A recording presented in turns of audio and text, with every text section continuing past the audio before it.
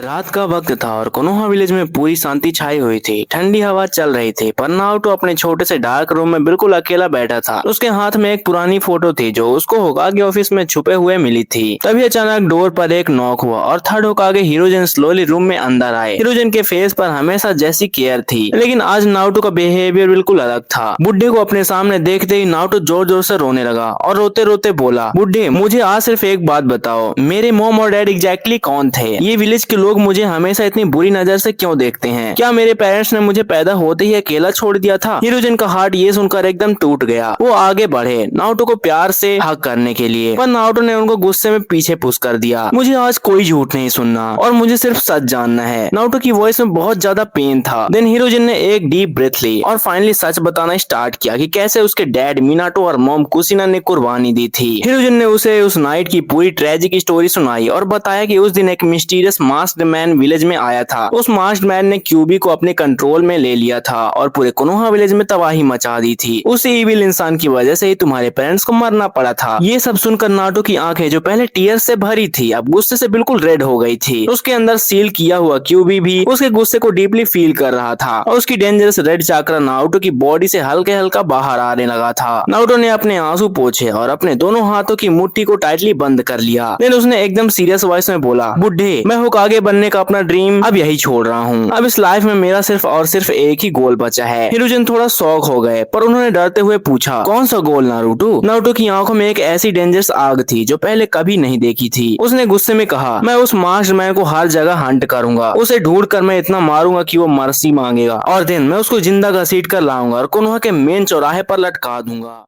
उस डार्क रात के बाद से नारुतो का पूरा माइंड सेट टोटली चेंज हो गया। उसने निंजा एकेडमी में बाकी नॉर्मल बच्चों की तरह बिहेव करना शुरू किया, पर अंदर से वो सिर्फ और सिर्फ बदले की आग में जल रहा था। जब टीम 7 बनी और ककाशी सेंसेई उसके लीडर बने, देन नारुतो को फाइनली अपने विलेज से बाहर जाने का परफेक्ट मौका मिल गया। उनका सबसे पहला बड़ा मिशन लैंड ऑफ वेव्स में जाबुजा के खिलाफ था। ये फाइट बिल्कुल ही ज्यादा डेंजरस थी, लेकिन नारुतो का ध्यान और फोकस कुछ और ही था। जब इंटेंस फाइट के बाद जाबुजा और हाकू मारे गए, देन नारुतो ने चुपचाप अकेले में गेटो के बचे हुए थग्स को पकड़ लिया। उसने उनको बुरी तरह डराकर अंडरग्राउंड ब्लैक मार्केट के बारे में पूछा और उनसे मास्क्ड मैन की कोई भी छोटी सी न्यूज निकलवाने का ट्राई किया। उसको क्लीनली समझ आ गया था कि गांव के अंदर शांति से बैठकर उसको कभी भी कोई भी क्लू नहीं मिलेगा। ककाशी सेंसेई और सासुके को हमेशा लगता था कि नारुतो सिर्फ एक लाउड और बेवकूफ निंजा है, पर असल में वो हर एक मिशन को सिर्फ इंटेल गैदर करने के लिए यूज कर रहा था। वो हर नए शहर में जाता और अपने नए शैडो क्लोन्स का यूज करके बैड गाय से सीक्रेट इन्फॉर्मेशन निकालता था। कुछ टाइम बाद कोनोहा में चुनिंग एग्जाम स्टार्ट हो गए और वहाँ अलग अलग विलेजेस के बहुत सारे निंजाज आए थे। नारुतो के लिए ये अपने क्लैन को आगे बढ़ाने की एक बहुत बड़ी अपॉर्चुनिटी थी।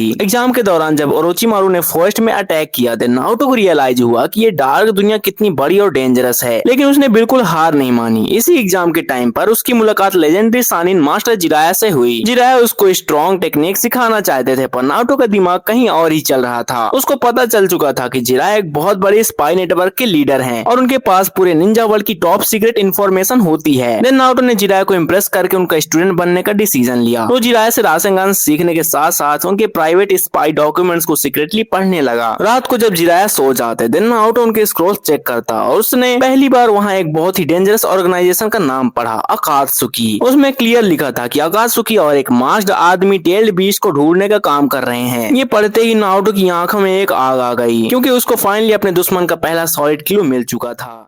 कुछ टाइम बाद इटाची उचिहा और किसामे अचानक कोनोहा गांव में आए। ये दोनों अकात्सुकी के खतरनाक मेंबर्स थे और उनका मेन टारगेट नाइन टेल्स यानी नारुतो खुद था, पर नारुतो उनसे बिल्कुल भी डरता नहीं था। जब जिराया ने उन्हें फाइट में भगाया तो नारुतो ने उनकी सारी बातों को बहुत ध्यान से सुना था। उसको क्लियरली समझ आ गया कि अकात्सुकी हमेशा पेयर्स में काम करती है और उनका एक सीक्रेट लीडर जरूर है जो सबको कंट्रोल करता है। जिराया के साथ नहीं होकागे सुनाटे को ढूंढने के लंबे सफर पर भी नारुतो अपने सीक्रेट इन्वेस्टिगेशन चुपचाप चलाता रहा। वो दिन में रासेंगन की हार्ड ट्रेनिंग करता और रात को शैडो क्लोन्स बनाकर आसपास के विलेजेस में लोकल स्पाइस से मिलता था। उसने अंडरग्राउंड ठग से अकात्सुकी के हाइडेआउट्स की जानकारी निकालना स्टार्ट कर दिया, लेकिन ये रास्ता इतना आसान नहीं था। जब सासुके गांव छोड़कर ओरोचिमारू के पास गया तब सबको लगा कि नारुतो अपने दोस्त को बचाने के लिए पागल हो गया है, पर सच तो यह था कि सासुके रिट्रीवल मिशन के दौरान साउंड फोर्स से लड़ते वक्त भी नारुतो ने ओरोचिमारू के डायरेक्ट कनेक्शंस की डिटेल निकालने का पूरा ट्राई किया था। सासुके के जाने के बाद नारुतो अपने मास्टर जिराया के साथ 2.5 साल की लॉन्ग ट्रेनिंग ट्रिप पर चला गया। ये वक्त उसके डार्क प्लान के लिए सबसे ज्यादा इम्पोर्टेंट था। इस ट्रेनिंग के दौरान उसने न सिर्फ अपनी फिजिकल स्ट्रेंथ बढ़ाई बल्कि उसने धीरे धीरे जिराय के पूरे सीक्रेट स्पाई नेटवर्क की इन्फॉर्मेशन भी निकाल ली। जिराय को लगता था कि नारुतो दुनिया में पीस लाने के लिए खुद को रेडी कर रहा है, पर नारुतो सिर्फ अपने दुश्मन के और करीब जा रहा था। जब वो 2.5 साल बाद वापस आया, दिन काजे कागे गारा को आकात्सुकी ने किडनैप कर लिया था। नारुतो तुरंत सैंड विलेज की रेस्क्यू टीम के साथ निकल गया। इस डेडली मिशन में उसका सामना आकात्सुकी के मेंबर सासुरी और देइदरा से हुआ। सासुरी को हराने के बाद नारुतो ने मौत से पहले उसके दिमाग में छुपे हुए कुछ डार्क सीक्रेट्स उगलवा लिए। उसको पता चला कि सासुरी का एक पर्सनल स्पाई नेटवर्क भी था और सबसे बड़ी खबर, उसको वहां से उस मार्क्समैन यानी टोबी के बारे में पहली डायरेक्ट इन्फॉर्मेशन मिली। देन नारुतो को ऑफिशियली रियलाइज हुआ कि टोबी ही पूरी आकात्सुकी को शैडो से चला रहा है।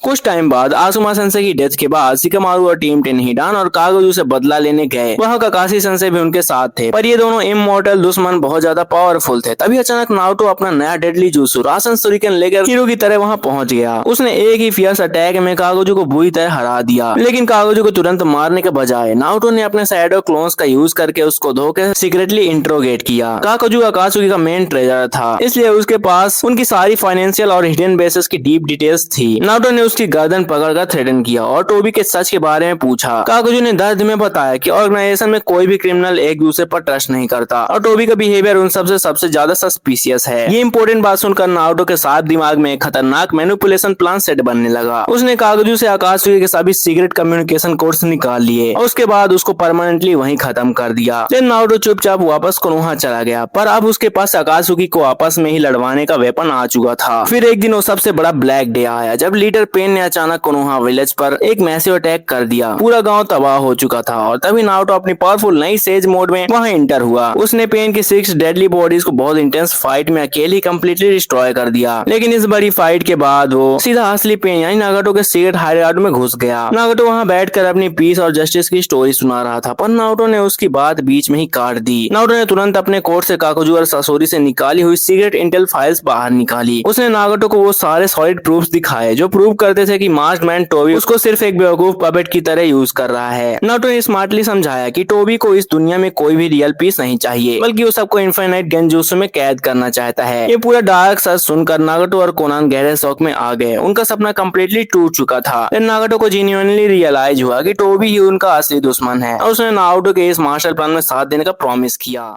नागाटो ने अपनी आखिरी सांस लेकर कोनोहा के सभी लोगों को जिंदा कर दिया और देन कोनान ने नारुतो को उस मार्क्समैन की सबसे बड़ी सीक्रेट वीकनेस डिटेल में बताई। कोनान ने बताया कि टोबी का स्पेस टाइम जुत्सु कामुई सिर्फ और सिर्फ 5 मिनट तक लगातार काम करता है। ये सुनकर नारुतो की आंखों में एक डेंजरस चमक आ गई, लेकिन उसको अभी तक मार्क्समैन का असली नाम नहीं पता था। कुछ दिन बाद 5 का आगे समिट स्टार्ट हुआ जहाँ टोबी सबके सामने ओपनली आया और उसने 4th ग्रेड निंजा वार डिक्लेयर कर दी। पर नारुतो ने इस बढ़ते हुए कंफ्यूजन का बहुत स्मार्टली फायदा उठाया। उसने अपने शैडो क्लोन्स को सीक्रेट डिस्गाइज में दूसरे विलेजेस और बचे हुए आकात्सुकी मेंबर्स के पास तुरंत भेजा। उसने वहां सीक्रेटली रूमर्स स्प्रेड करना स्टार्ट कर दिया कि टोबी का रियल प्लान व्हाइट जेत्सु की आर्मी से सबको धोखा देकर मारना है। ये डार्क सच सुनकर बचे हुए क्रिमिनल्स में डाउट बढ़ने लगा और देन नारुतो ने वापस आकर काकाशी सेंसे से अकेले में उनके पुराने कनाबी ब्रिज मिशन की डीपली डिटेल्स पूछी। काकाशी की उदास बातों से उसको एक मारा हुआ नाम मिला, ओबिटो उचिहा। नारुतो ने तुरंत सारी पास्ट क्लूज को जोड़ा और उसकी बड़ी पजल सॉल्व हो गई। नारुतो को फाइनली अपना लाइफ टारगेट 100% क्लियर हो गया था कि ये इविल टोबी असल में ओबिटो उचिहा ही है। उसने तुरंत अपना master manipulation plan completely activate किया। उसने कोनान को सीक्रेटली मैसेज भेजा कि वो रेन विलेज में ओबिटो के आने का वेट करे और उसको ट्रैप करे। जब ओबिटो नागाटो का रिनेकान चुराने वहां आया, देन कोनान ने उस पर 600 बिलियन पेपर बॉम्ब से एक बहुत बड़ा डेडली अटैक कर दिया। ओबिटो को अपने ही मेंबर से यह अटैक बिल्कुल एक्सपेक्टेड नहीं था, पर उसने अपनी एक आंख सैक्रिफाइस करके इजेनागी यूज किया और मुश्किल से अपनी जान बचा ली। लेकिन इस इंटेंस बड़ी फाइट में ओबिटो बुरी तरह से इंजर्ड हो गया और उसका मैक्सिमम चाक्रा लेवल बहुत ज्यादा खत्म हो गया। पर नारुतो का डेडली गेम यही खत्म नहीं हुआ। उसने पहले से ही बची हुई आकात्सुकी आर्मी में आपसी लड़ाई लगवा दी थी। ओबिटो जब अपने सीक्रेट डार्क हाइडआउट में वापस पहुंचा तब वो कम्प्लीटली थका हुआ और अकेला था। उसका मांस आधा टूट चुका था और उसकी आंखों से ब्लड बह रहा था। और दिन जब वो हेल्पलेस जमीन पर गिरा, तभी अचानक उसके डार्क हाइडआउट को डोर जोर से ब्लास्ट हुआ और सामने नारुतो रिवेंज की आग में खड़ा था।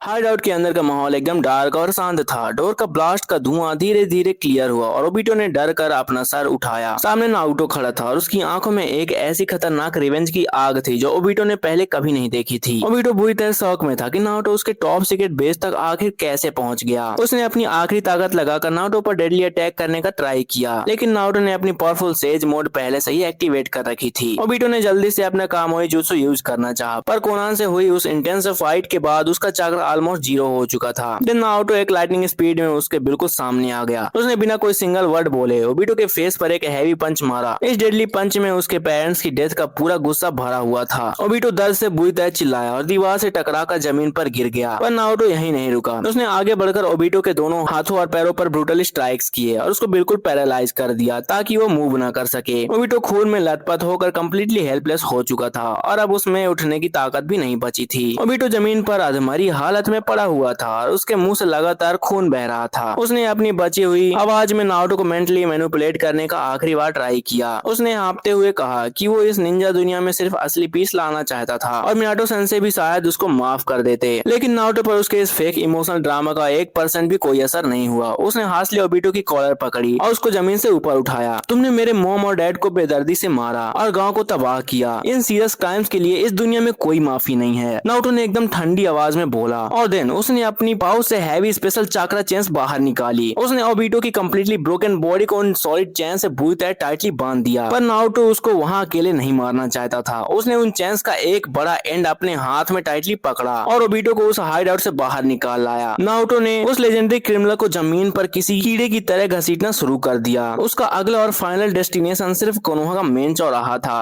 रास्ते में ओबिटो दर्द से चीख रहा था, पर नारुतो की आंखों में अपना लाइफ लॉन्ग रिवेंज पूरा करने की आग बिल्कुल साफ चमक रही थी।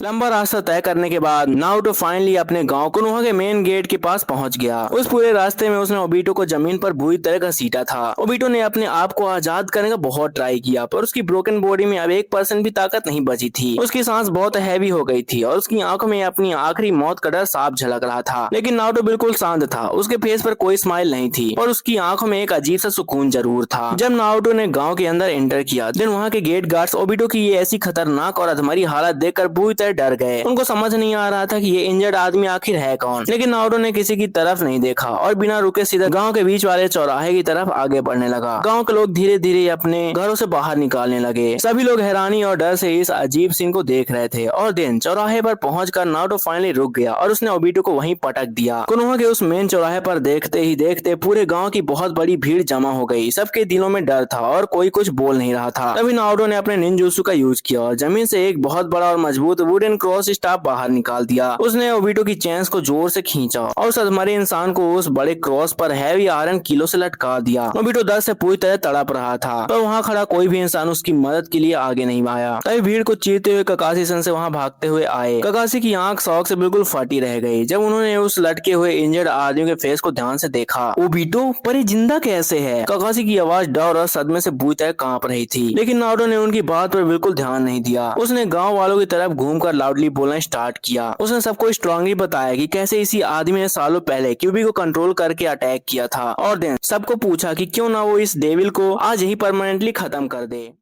नारुतो की लाउडली बोलने की आवाज पूरे चौराहे पर तेजी से गूंज रही थी। उसकी पूरी डार्क स्टोरी सुनकर वहां खड़े हर एक गांव वाले का गुस्सा एकदम आसमान छू गया। जिनको बचपन से लगता था कि नारुतो एक बुरा मॉन्स्टर है, आज उनको असली खतरनाक मॉन्स्टर उस लकड़ी के क्रॉस पर लटका हुआ दिख रहा था। सभी लोग अब ओबिटो को नफरत भरी नजरों से घूर रहे थे और जोर जोर से उसकी मौत की डिमांड कर रहे थे। ककाशी अपने पुराने दोस्त की ऐसी दर्दनाक हालत देखकर अंदर से बिल्कुल टूट चुका था। उसने रोते हुए आगे बढ़ने की कोशिश की और नारुतो से पूछा, नारुतो प्लीज मेरी खातिर यहीं रुक जाओ। मैं अच्छे से जानता हूँ कि इसने बहुत सीरियस क्राइम्स किए हैं, पर क्या तुम आज सच में अपने इन हाथों से इसकी जान ले लोगे? लेकिन नारुतो ने उसकी इमोशनल बात सुनकर सिर्फ एक डार्क कोल्ड स्माइल दी और उनको हाथ दिखाकर आगे आने से रोक दिया। ककाशी सेंसे, इस बुरे आदमी ने मेरे माँ बाप और इस प्यारे गाँव पर अटैक करते टाइम कोई रहम नहीं खाया था। नारुतो ने बिल्कुल ठंडी आवाज में ओपनली बोला और देन उसने अपने निंजा पाउच से एक बहुत बड़ा शार्प कुनाई बाहर निकाला। लोग चुपचाप वही खड़े थे क्योंकि उन सबको पता था कि नारुतो को आज कोई नहीं रोक सकता। चौराहे पर पर अब एकदम मौत जैसी शांति छा गई थी। वहाँ खड़े हजारों लोग बिना पल के झपकाए इस आखिरी डार्क सीन को देख रहे थे। नारुतो धीरे धीरे चलते हुए उस बड़े वुडन क्रॉस के बिल्कुल पास गया जहाँ ओबिटो कम्प्लीटली हेल्पलेस लटक रहा था। ओबिटो की आंखों में अब अपनी आखिरी मौत का सबसे बड़ा डर बिल्कुल साफ दिख रहा था। उसने दर्द में अपने होंठ हिलाए, शायद वो आखिरी बार माफी मांगना चाहता था, पर नारुतो ने उसकी आंखों में डायरेक्टली और गुस्से से देखते हुए कहा, तुमने सोचा था कि तुम इस दुनिया पर अपने इस इविल प्लान को आराम से रूल करोगे, पर देखो आज तुम्हारी असली औकात एग्जैक्टली क्या रह गई है। ये मेरी मॉम और डैड की ब्रूटल डेथ की आखिरी नतीजा है और तुमने अपनी ये दर्दनाक मौत खुद से इनवाइट की है। ककाशी ने पीछे से जोर से चिल्लाया ताकि वो नारुतो को इस मर्डर से रोक सके, पर नारुतो ने बिना पीछे मुड़े क्लियर रिप्लाई किया कि इस इविल इंसान ने जीने का राइट सालों पहले ही खो दिया था। और देन नारुतो ने बिना कोई भी टाइम वेस्ट किए अपनी शार्प कुनाई बहुत जोर से ओबिटो के हार्ट में डीपली स्टैब कर दी। ओबिटो की आवाज एकदम फटी रह गई, उसकी बॉडी एक आखिरी बार बुरी तरह कांपी और देन वो हमेशा के लिए शांत हो गया। नारुतो ने एक लंबी सांस ली और आसमान की तरफ स्लोली देखा। उसका लाइफ लॉन्ग रिवेंज आज फाइनली पूरी तरह कंप्लीट हो चुका था और उसको अब हमेशा के लिए सुकून मिल गया था। और इसी के साथ ये वीडियो खत्म होती है। सो वीडियो कैसी लगी कमेंट में जरूर बताना। अगर अच्छी लगी हो तो वीडियो को एक लाइक जरूर से कर देना और ऐसे ही मजेदार वीडियो देखने के लिए चैनल को सब्सक्राइब भी कर लेना। मिलते हैं नेक्स्ट वीडियो में, तब तक के लिए बाय बाय।